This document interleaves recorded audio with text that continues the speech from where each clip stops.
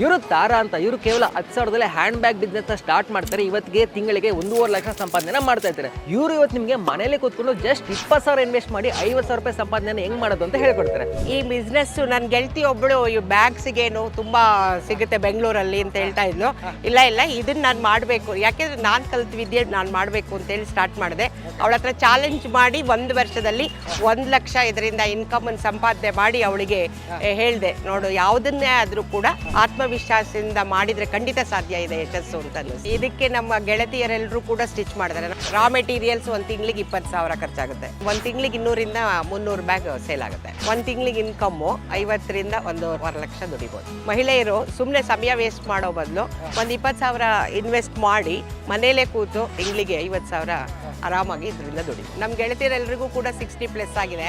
ನಾವು ಇದನ್ನ ಯಾತಕ್ಕೆ ಮಾಡ್ತಾ ಇರೋದು ಅಂದರೆ ಖುಷಿಯಾಗಿರಬೇಕು, ಯಾವಾಗಲೂ ಯಾವುದಾದ್ರೂ ಒಂದು ಕೆಲಸದಲ್ಲಿ ಎಂಗೇಜ್ ಆಗಿರಬೇಕು ಅನ್ನೋ ಒಂದು ಕಾರಣಕ್ಕೆ ಇದನ್ನು ಮಾಡ್ತಾ ಇದ್ದೀವಿ. Thank you so much. Okay, thank you.